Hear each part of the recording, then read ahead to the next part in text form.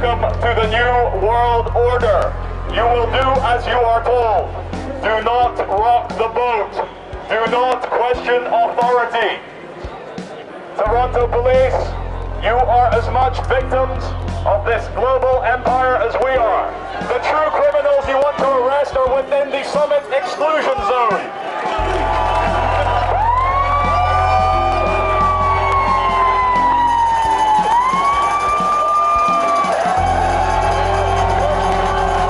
Ladies and gentlemen, this is the Love Police. We are the true authority here.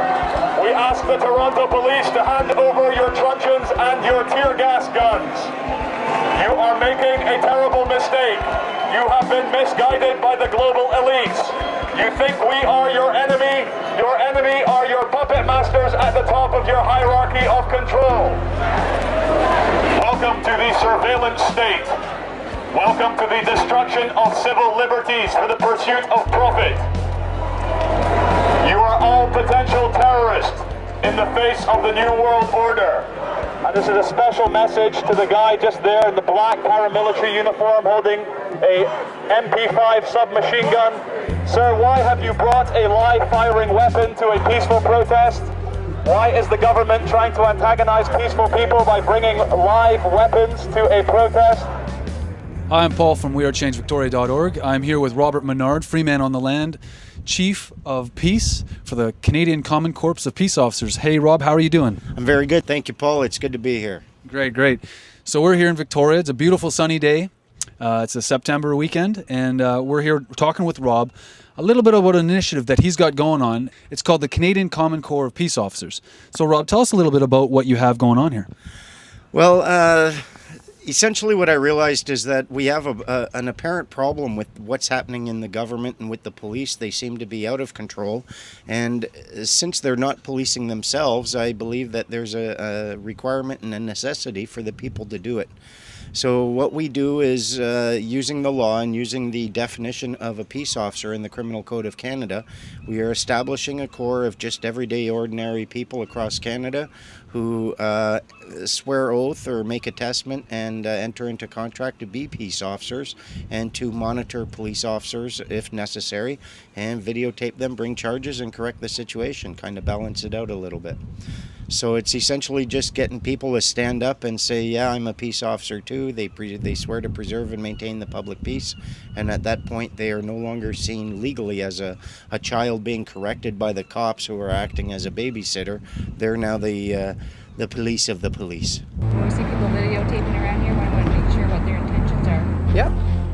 Our intention is to provide some alternative information to people who are looking to learn about the G20, as opposed to the mainstream media slant on things.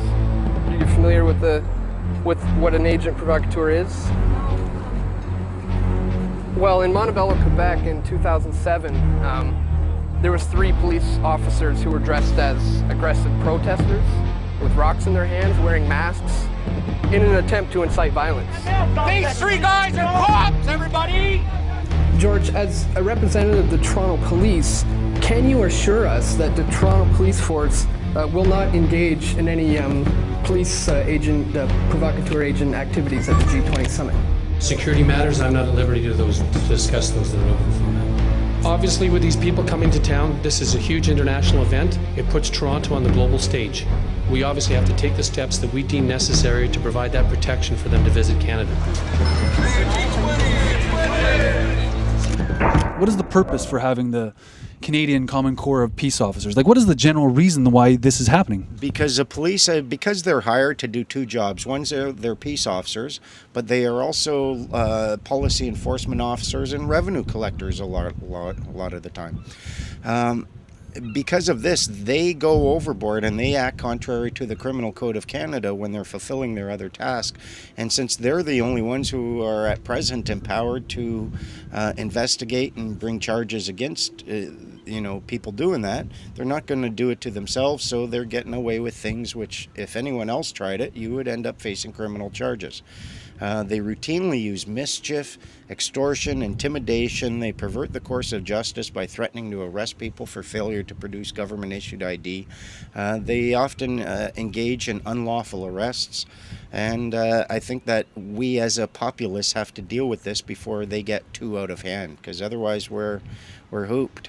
Yeah, but you're not suggesting that every cop is like this, though, that every police officer is like this, right? Of course not. We all know there's good officers out there, and people are people, and generally I think people do the best they can with the information available to them and with their ability to process it.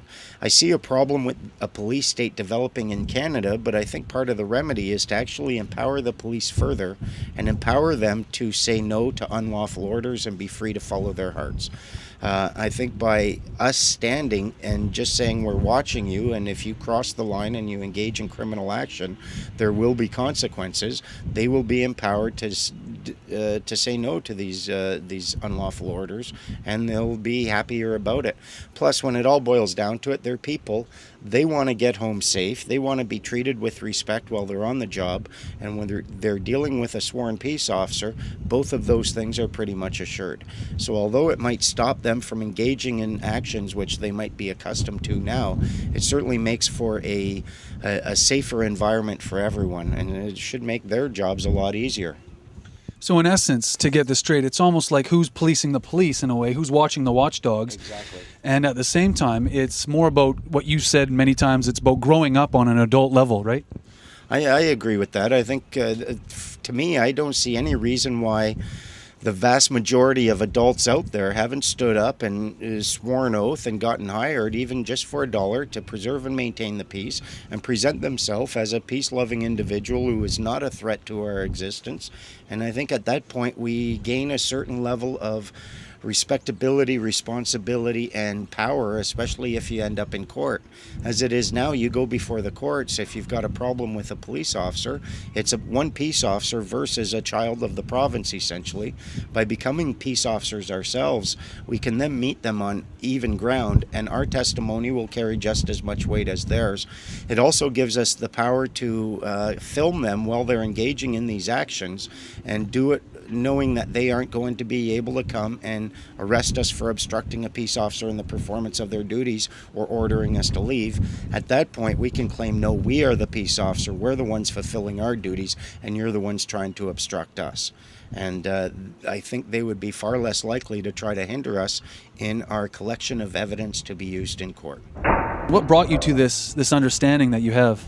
Well, essentially it started with the Occupy movement. I was watching that unfold across the world, and I realized that there were hundreds of different issues that people were complaining about. And these seemed to me to be kind of like the symptoms of a disease and not the disease itself. So I started looking, Harbor Air, fly Harbor Air. So I started looking at what the problems seemed to be, and it seemed to me that all of the problems that people were facing boiled down to essentially 5 different issues, that if we were to address those, we would have the tools we need to address all of the other problems, or many of the other problems would simply be alleviated or wouldn't exist anyways. And the 5 issues that I saw was the first one, and this is very difficult to share with people. Most people refuse to accept that they even need to do this, but people need to grow up.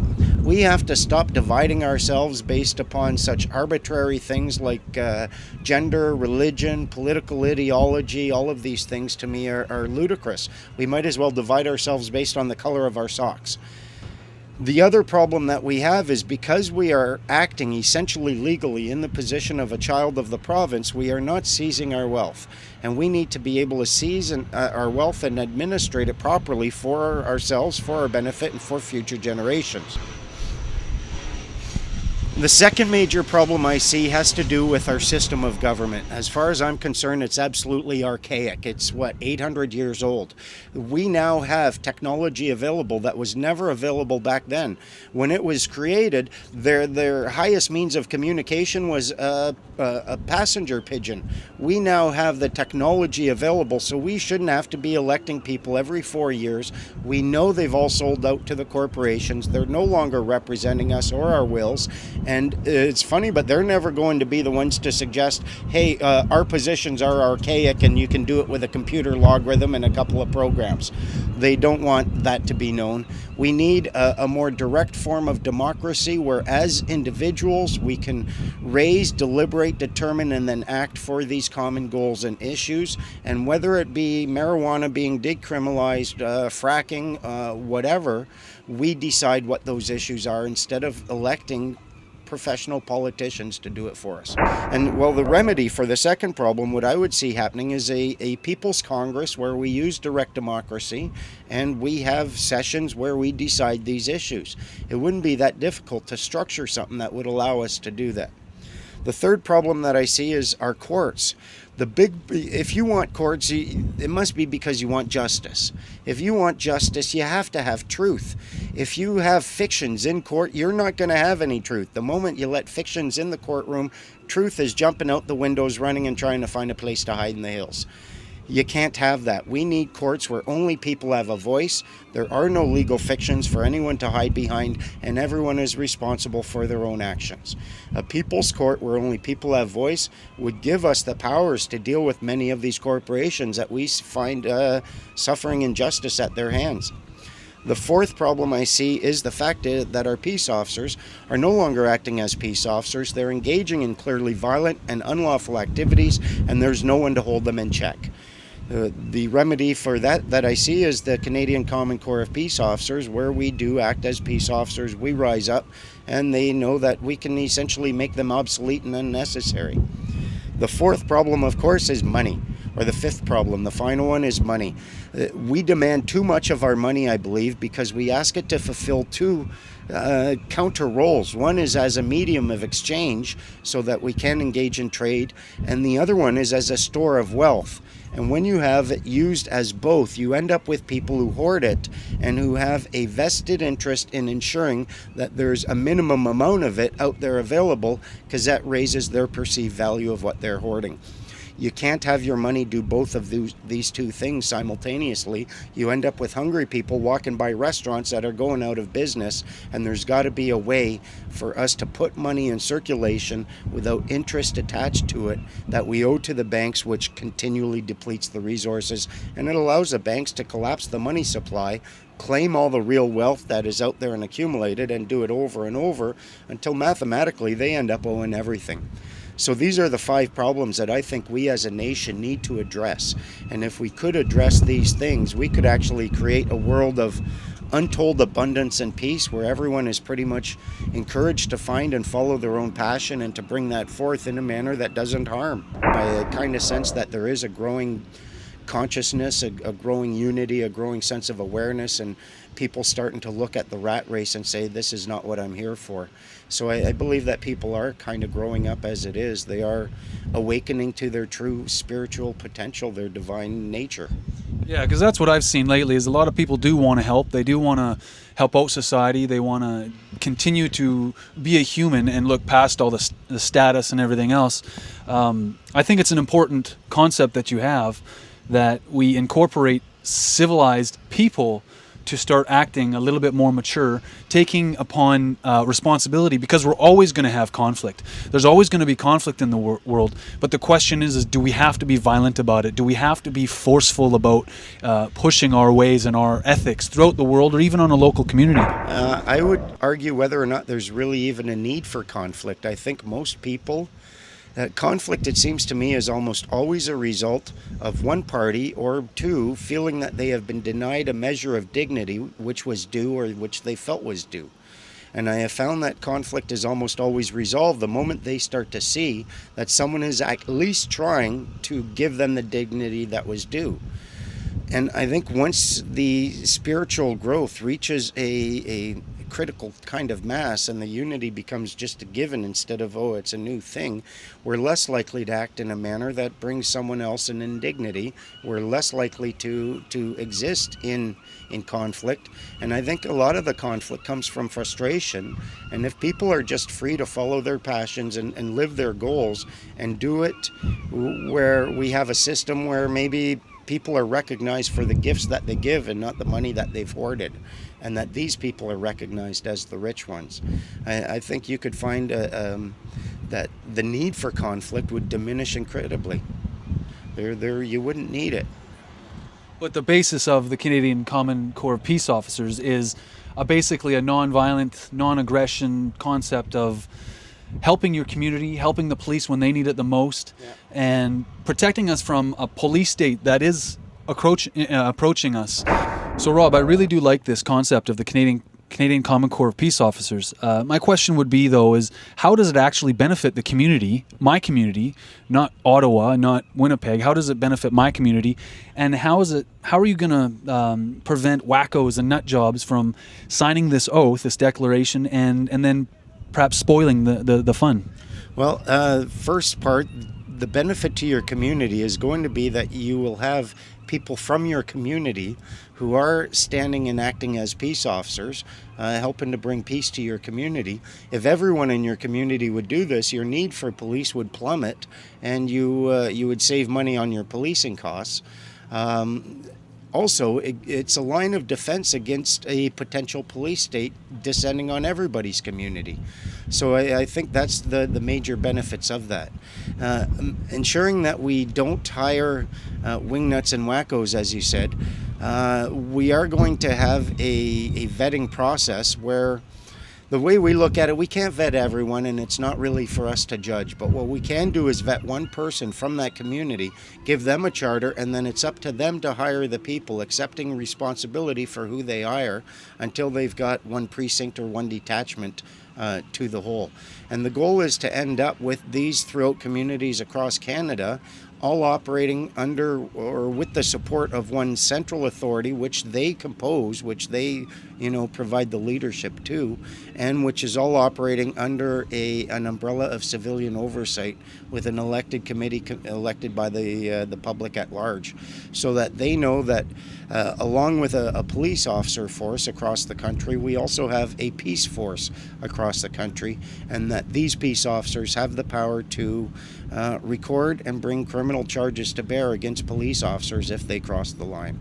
And I don't see how that's a negative thing at all. I mean, the idea of having police who are not held accountable to the law, to me, that's a scary thing to have under any circumstance in any country.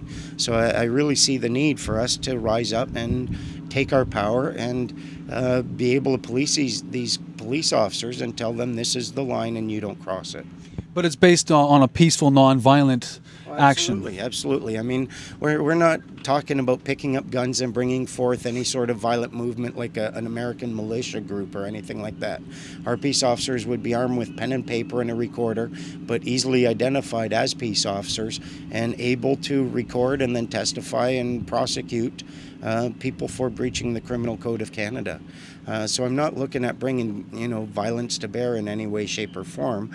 I just want the ability to record them when they're engaging in unlawful activity and bring that information to court for the courts to deal with lawfully. We're seeing a surveilled society everywhere we look. We're seeing cameras. Everywhere you go, there's a camera watching you. So in essence, we're kind of making a surveillance of the civilians over the surveillors. That's right. And the thing is, if the police have nothing, if they aren't doing anything wrong, they shouldn't have anything to fear about us videotaping them. And we should be able to do so from the perspective and with the status of a peace officer and all of the protections and rights and duties that affords. Yes, I would like to clarify, though, that freedom doesn't come free. Freedom is synonymous with respect. So the same amount of respect that you have for other people and yourself is the same amount of freedom that you'll find. So it's important to respect those of authority. It is important to respect those, everybody, and it's important to respect yourself so that we have a peaceful community. You say this is legal, this is lawful, this is something we can do? Look at the definition of peace officer in the Criminal Code of Canada, and you'll find that amongst the definitions there is any person who is hired to preserve and maintain the public peace. And all we're doing is hiring each other in small groups to preserve and maintain the public peace, avoiding a top-down hierarchy where there's a central power, so each community is served by the members within it. And who's best to serve your community than yourselves? And we've got to stop asking for the government to fix our problems for us, especially when they seem to be creating it so that they can empower themselves and come up with reasons for eroding our rights. So what I see is a need for that, and I think it would be huge benefit to our communities. So if we saw something like the riots in Vancouver or perhaps the G20 that we saw in Toronto last year, how do you think, if perhaps half the population there were peace officers, how do you think the outcome would come? How do you think the outcome would be if, in fact, we all were peace officers during that event? I think it would have been, I don't think the cops would have come out the way they did. They would have known that there was a line of peace officers standing. They would have had to go through those peace officers. That would have been obstructing a peace officer in the performance of their duties. It's a very serious charge. And the peace officers would have been in a legal position to defend themselves and start arresting them. Hopefully it doesn't get to that point. You know, no one wants the violence, but it's the cops. I mean, we have protests and the cops show up in riot gear. Who is it who's looking for a fight? Clearly it's them. And in G20 you see them running around with gas masks. They've all taken their name tags off. They're unidentifiable. They're wearing a mask not because there's any gas, but because it's a mask, and they're running around beating people with sticks.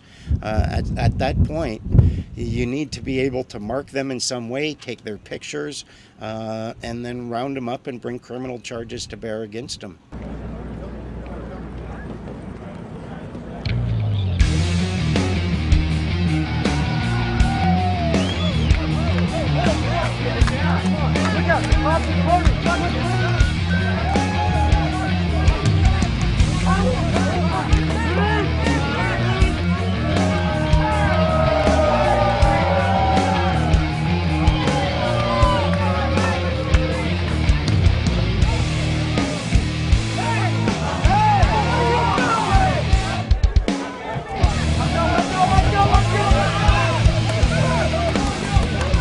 Without warning, that whole line of fully seated riot cops ran toward us at full speed, the bike cops included. Within a matter of seconds, they were on my heels yelling, "Go faster, you're going to get hurt, go faster, we're going to gas you." And it made me feel a way that I've never felt before in my own country. I was absolutely afraid of the police.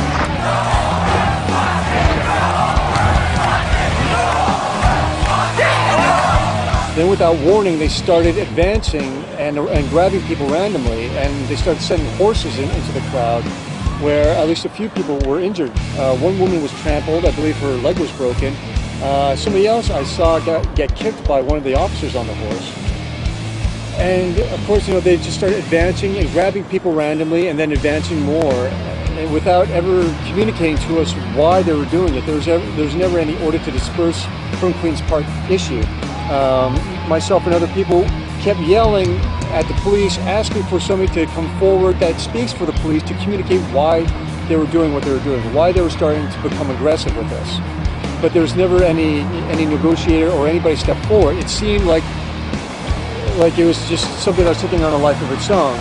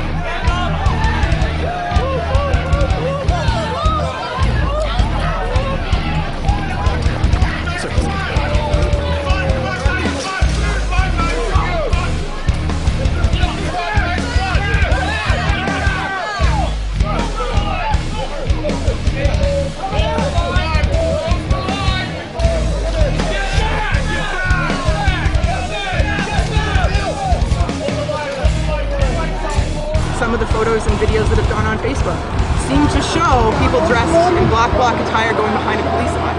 And if that's an option that was taken, they need to explain why. They need to explain who made that decision. And if the Canadian public don't want to see that on their soil, they have to put measures into place that'll never be repeated again.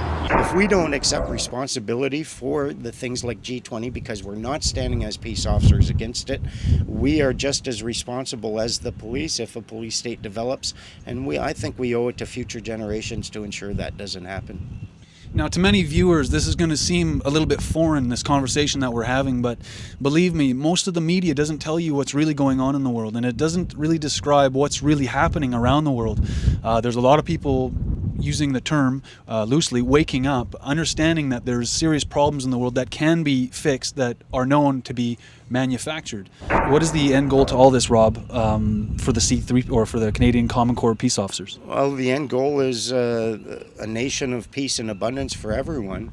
And for the Canadian Common Corps of Peace Officers, what I'd like to see, as I said, was a series of these units across the country in every community, made up and formed by the members of their community with an elected civilian oversight looking after it, so that we leave our kids a legacy of cops who are under control instead of running amok.